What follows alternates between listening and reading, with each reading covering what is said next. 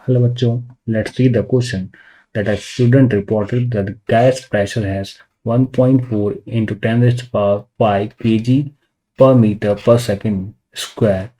We have to report this value in kilopascal, atm, mm of hg and bar. तो यहाँ पर हमें pressure की कुछ वैल्यू दे रखी है in terms of MKS unit system. हमें इसको दूसरे यूनिट्स में कन्वर्ट करना है. First of all, what will be the key concept for this question? तो बेटा की concept for this question is unit conversion. ये क्वेश्चन जो बेस है वो यूनिट कन्वर्जन पर बेस्ड है. ठीक है. फर्स्ट ऑफ ऑल यहाँ देखते हैं what will be the unit of pressure. Pressure को डिफाइन कैसे किया जाता है? Now pressure is generally defined as force per unit area. और फोर्स की यूनिट होती है न्यूटन और एरिया होता है मीटर स्क्वायर. तो इसकी यूनिट होती है Newton per metre square. Now Newton को हम रिप्रेजेंट कर सकते हैं in terms of kg, metre per second square into metre per square. ऐसे लिखेंगे, यानी ये यूनिट क्या हो जाएगी? KG per metre second square.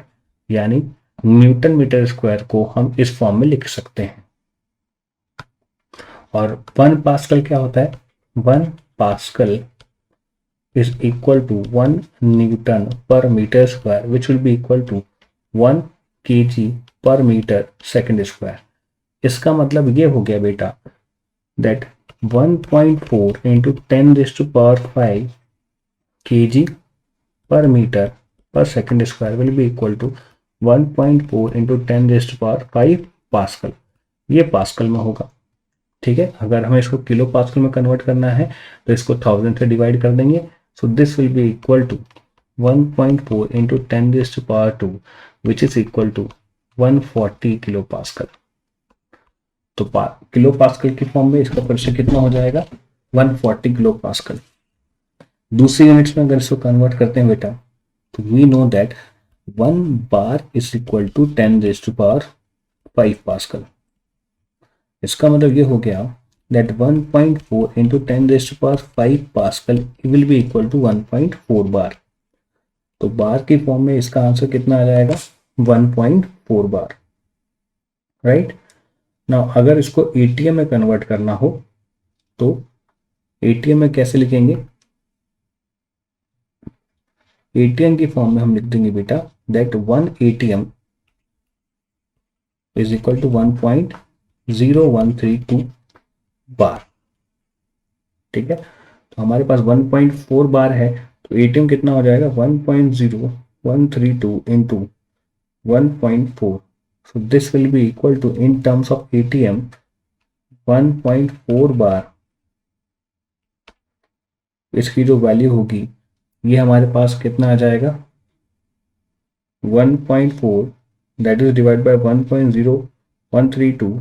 तो ये वैल्यू हो जाएगी हमारे पास 1.38 bar. Sorry, 1.38 ATM. This unit will be in terms of ATM. ये यूनिट हमारे पास एटीएम की टर्म्स में होगी. तो हम इसमें लिख लेते हैं this unit is in the terms of ATM. तो अगर एटीएम की फॉर्म में लिखते हैं तो हम ये बात जानते हैं एटीएम और एमएम ऑफ एचजी क्या रिलेशन होता है.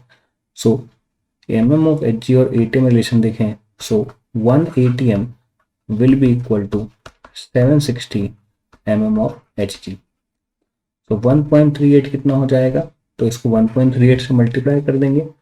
सो 1.38 into 760 this will be equal to 1048.8 mm of Hg. ये हमारे पास प्रेशर आ रहा है in terms of Hg. So I hope आप सभी समझ गए होंगे. धन्यवाद.